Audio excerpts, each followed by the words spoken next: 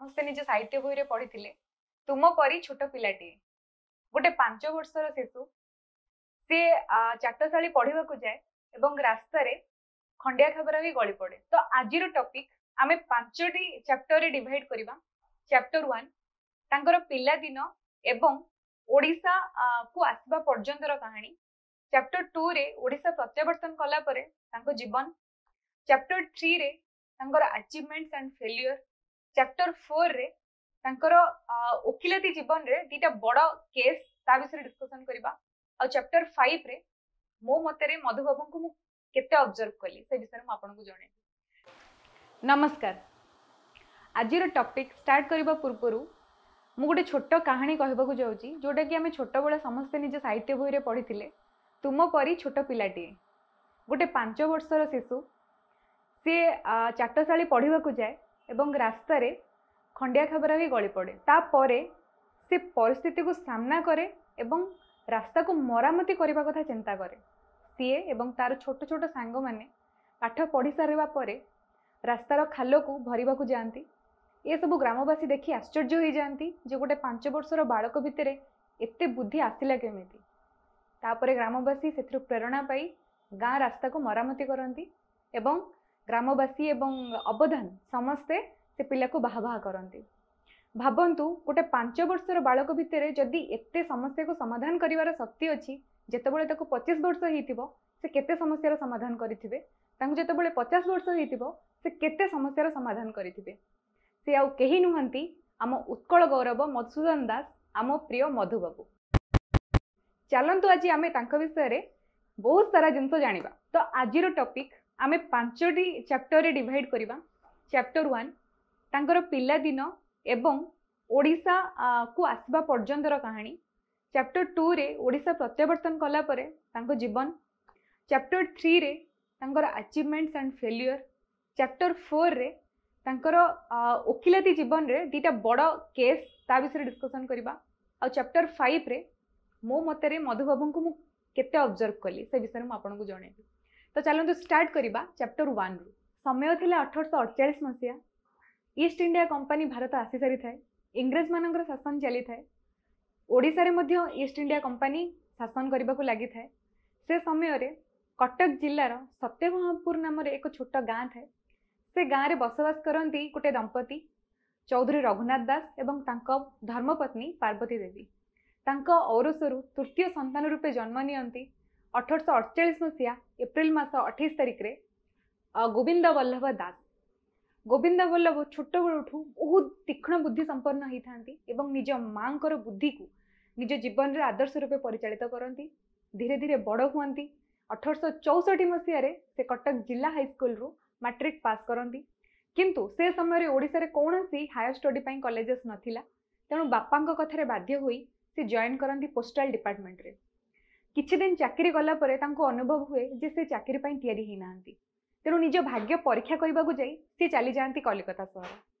कलिकता सहर रे सी BA admission करती एवं गोटे ख्रिस्टियन कम्युनिटी भितर रहिबा को लागंती। धीरे धीरे ख्रिस्टियन धर्म प्रति तांकर आकर्षण बढ़ी चले एवं ख्रिस्टियन धर्म को से अवलंबन करनियंती। तापरे से मास्टर इन आर्ट्स एमए करती। आउ एमए करिबा परे से समय तांकर देखा हुए सौदामिनी देवी को सह। सौदामिनी देवी जने ख्रिस्टियन बेंगली लेडी थिले। सी भी इंग्लिश रे लेक्चरर थिले। तो तांको सहित देखा हवा परे से माने विवाह बंधन रे बांधी होई जान। एहा परे से करंती बीए एलएलबी माने लॉ एडमिशन करंती। लॉ एडमिशन कला बेले तांकर जने गोटे बहुत भल सांग हुए। तांको सांगक ना थिला अंबिका चरण हाजरा एवं तांको धर्मपत्नी प्रसन्नामयी देवी। प्रसन्ना अंबिका मधुबाबू एवं सौदामिनी देवी मिलीमिशी बहुत भलरे चलती एवं गोटे पारिवारिक माहौल रे रुहंती। एते सारा सुखर संसार भितरे लगी जाए कहार नजर एवं घटी बसे गोटे बड़ दुर्घटना। 1878 मसीह मात्र 30 वर्ष बयस मधुबाबू निजर धर्मपत्नी सौदामिनी देवी देहांत हो जाए एवं निज धर्मपत्नी को से हरांती। तापरे एई दुर्घटना तांको निज पर्सनाली एवं प्रोफेशनली दोहले की रखी दिए। से समय रे ओकिलाती करुथिले एवं ओकिलाती पास कला परे जे भाबुथिले जे कलिकता रे ही सेटल हेबे से डिसीजन नियंती जे कलिकता सहर ही छाड़ी देबे। कलिकता सहर छाड़ी से प्रत्यावर्तन करती ओडिशा को। कलिकता सहर फेरिबा पूर्व से शेष थर देखा करने को जाती अंबिका और प्रसन्ना पाखक। अंबिका और प्रसन्ना गोटे शिशु कन्या होता है, तो से मधुबाबू से छोट शिशु कन्या को आडप्ट करने को चाहती, किंतु एथिरे प्रसन्नमयी देवी राजी हुअन्तिनी। बहुत कहवा परे से झीर सबुतिक भरण पोषण और जीविका निर्वाहर सबु खर्च उठेबा मधुबाबू प्रस्ताव दियंती, किंतु समय को आउ किछि मंजूर थाए। किछि वर्ष पर प्रसन्नमयी देवींकर मध्य देहांत हो जाए एवं से छोट झील डिसाइड करे जे से मधुबाबूंकर झील होइकी रहिबो।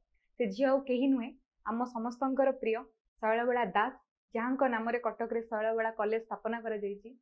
ओडिशार प्रथम महिला ग्रेजुएट सी ओडिशा आसी जाती और मधुबाबूंकर लीगल डॉटर हिसाब रे सारा ओडिशा रे प्रतिष्ठित हुअन्ति। तो एमती किछि थिला मधुबाबूंकर पर्सनल लाइफ। तो चलतु एबे जिबा चैप्टर 2 को, जे मधुबाबू ओडिशा प्रत्यावर्तन कला परे कौन कौन चेंजेस आसिला। जीवन रो एते बड़ दुर्घटना परे मधुबाबू आसंती ओडिशा को। ओडिशा रे आसी कटक रो हाईकोर्ट रे से वकिलाती प्रैक्टिस करबा को लागंती। आ से समय रे से देखिबा को पांती जे ओडिशार अवस्था केते दुर्विसह अभाव अनाटन रे से जुझुची। ओडिशावासी माने ओडिशार लोक माने केते मानसिक दुर्बल हो सारिचंती, शारीरिक दुर्बल हो सारिचंती, आर्थिक परिस्थिति बहुत खराब हो सारिची। एवं एभली शोचनीय अवस्था रे मधुबाबू डिसीजन नियंती जे से कोन कले परिस्थिति सुधरिबो एवं ओडिशा आउ थरे मुंडो टेकी उपरकू उठी परिबो। तो सेथिपई से बहुत सारा बही पढ़िबा को लागंती, जो थिरे थाए administration policy, economical development, liberal philosophy, आउ केमती रेस आउ कास्ट विरुद्ध रे केमती फाइट करा जिवो एवं केमती यूनिफिकेशन ही परिबो, केमती मूवमेंट ही परिबो, ये सब विषय रे पाठ पढ़िबा को लागंती। एवं से गोटे उत्कल सम्मेलनी नाम रे गोटे कम्युनिटी बिल्ड करबा को लागंती, जो थिरे तांको सहित थांती गौरीशंकर और प्यारी मोहन। एई परि भाबरे मधुबाबू बहुत सारा चेंजेस करबा को लागंती सोसाइटी भितरे। तो चलंतु एबे जिबा चैप्टर 3 को। चैप्टर 3 को जे तांकर कंट्रीब्यूशन कोन थिला। तो ये कंट्रीब्यूशन को मु फर्दर डिवाइड करी चार्टा विभाग में, शिल्प, शिक्षा, क्रीड़ा और मनोरंजन और प्रगति। तो शिल्प रे मधुबाबूंकर जो अवदान से अपूरणीय। प्रथमे तो सी तांकर गोटे बहुत बड़ इनिशिएटिव थिला स्वदेशी मूवमेंट। स्वदेशी मूवमेंट रे जे निज जिनस को निजे यूज करबा तांकर मेन एम्बिशन थिला, मेन गोल थिला। देन थिला गोटे तांकर हिट इनिशिएटिव स्टार्टअप थिला होची कटक कोऑपरेटिव स्टोर। से कटक कोऑपरेटिव स्टोर रे कौन करुथिले कि डेली रो आसबाब पत्र गोटे लोकर बेसिक नीड जेमति कि डाली, चाउल, पोशाक पत्र, काठ, जाळेणी, ए सब जिंस से कटक कोऑपरेटिव स्टोर रे यूज होथिला। कटक कोऑपरेटिव स्टोर रे मिलुथिला, लोक माने से सेठी नउथिले एवं ए स्वदेशी मूवमेंट ऊपर ही एटा इन्फ्लुएंस करुथिला। एटा ताकू नै कि तयारी हितिला। धीरे धीरे ए कटक कोऑपरेटिव स्टोर रो हिट हबार गोटे बड़ रीजन थिला जे तार गोटे ब्रांच थिला उद्योग समिति भंडार। सेठी केवल जिनिस मिलु नथिला, लोकन को चाकरी मध्ये मिलुथिला। से तार गोटे ब्रांच रे से सामग्री तार प्रोडक्शन मैनेजमेंट पई गोटे किछि लोकन को हायर करा जाउथिला। आ धीरे धीरे ए कटक कोऑपरेटिव स्टोर एते हिट हैला जे नयागढ़, केउंझर, खोर्धा एवं कटक चारिआडे आर ब्रांचेस मध्ये ओपन होबा को लागिला एवं धीरे धीरे एटा बहुत सक्सेसफुल स्टार्टअप रूपे इंडस्ट्रियल इवोल्यूशन रे गणति हैला। तापरे मधुबाबू बहुत स्मार्ट एवं डिसिसिव पर्सन थिले। जेतेबेले कोनसी भाइस रॉय, भाइस चांसलर जेतेबेले ओडिशा आसुथिले, से कोन करूथिले तांको नेकी कटक रो तारकसी व्यवसायी मानक पाखकु नेकी जाउथिले। कटक आम ओडिसा रो जो तारकसी, सिल्वर, गोल्ड वर्कर थिले तांको सहित इंटरैक्ट करूथिले एवं तांको से वाहन रे ऑर्डर्स मध्ये मिलुथिला एवं कटक रो तारकसी बिजनेस रो मध्ये ग्रो होउथिला। ताकू छाड़देला परे तांकर बहुत बड़ अवदान आमे समस्त जानिथिबा उत्कल चमड़ा कारखाना, जोटी जो चमड़ा कारखाना समय रे सैनिक माने समानकर जोता पई से ओडिसा रु चमड़ा कारखाना रु तांकु जोता एक्सपोर्ट करा जाउथिला। तो एही परि भाबरे मधुबाबूंकर शिल्प रे बहुत सारा अवदान अछि। ताकू छाड़ला परे आमे बे जिबा शिक्षा पाखकु। जेतेबेले से एमए करूथिले से समय रे पिला मानकर सुविधा पाई से गोटे इंग्लिश ग्रामर रे बुक लिखिथिले जार ना थिला मॉडल क्वेश्चंस। ता परे से कलिकता रे थिबा समय रे जो लेबर्स माने थिले से लेबर्स मानक पई गोटे लेबर ऑर्गेनाइजेशन करिथिले, जेमिति कि दिन सारा से माने काम करि सरला परे इवनिंग कॉलेजेस रे पाठ पढ़ी परिबे एवं से ओडिशा रे रहुथिबा ओडिशा रु जो माने कलिकता को जाउथिले जो पिला माने पाठ पढ़िबा को जाउथिले सेमानंक पई स्कॉलरशिप रे आयोजन करबा तत्सहित उत्कल सम्मिलनी ओडिया समाज उत्कल समाज ओडिशा छात्र समाज एवं बहुत सारा कम्युनिटी करूथिले जोथिरे कि किछि हेल्दी डिस्कशन होतला एजुकेशन ऊपर प्रायोरिटी दिया जाउथिला आउ तांकर गोटे परवर्ती मुहूर्त रे 1897-98 मसिया परे से प्रति वीकेंड रे गोटे डिनर पार्टी दउथिले से डिनर पार्टी रे समाज रो प्रत्येक वर्गर लोकों को से इनवाइट करूथिले से समय रे एजुकेशन एग्रीकल्चर इंडस्ट्रीज वार बिजनेस ये सब विषय रे डिस्कशन करूथिले एवं प्रति वीक रे गोटे मैगजीन मध्ये पब्लिश करूथिले जार ना थिला द ओडिया रे से प्रति सप्ताह रे गोटे गोटे नुआ नुआ टॉपिक कवर करूथिले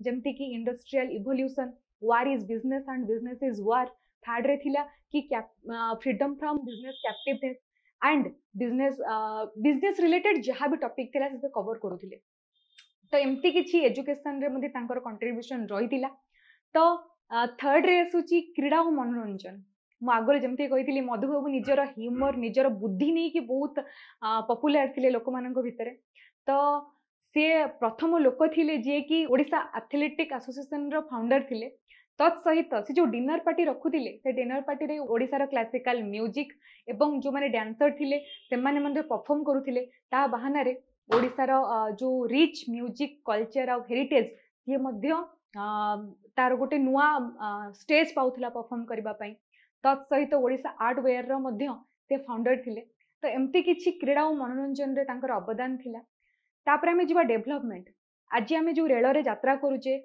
जो रेलवे आज ओडिशा को आसी तार सबुठु बड़ श्रेय जीव मधुबाबू समय ईस्ट कोस्ट रेलवे रो उपस्थापना होता तत्सहित से समय रे गोटे लोक जी ओडिशा रो कोनोसी अस्तित्व नथिला बेंगल एडमिनिस्ट्रेशन कहूला से ओडिशा को कैप्चर करिवो बिहार एडमिनिस्ट्रेशन कहूला से ओडिशा को कैप्चर करिवो से घड़ीसंधि मुहूर्त रे गोटे लोक सी दुई थर लंडन यात्रा करथिले ओडिशा राज्यर स्वतंत्रता पाई ओडिया भाषार स्वतंत्रता पाई ओडिया लोक मानकर स्वतंत्रता पाई भाबंतु से समय रे बेंगल एडमिनिस्ट्रेशन कहूतिला कि जने क्रांतिकारी भट्टाचार्य नाम बुद्धिजीवी थिले से कहिथिले कि ओडिशा रे प्रत्येक स्कूल कॉलेज एवं कोर्ट रे बेंगली भाषा को आज मेन सब्जेक्ट मदर टंग भाबे यूज करा जाऊ एवं डॉटर लैंग्वेज हिसाब रे आंचलिक भाषा हिसाब रे ओडिशा भाषा को यूज करा जाऊ किंतु ए पिटिशन को धरिकी से कोर्ट रे जाइकी एवं लंडन रे से निज स्थापना करथिले कि ओडिशा भाषा बहुत पुरातन एवं ओडिशार लोकों को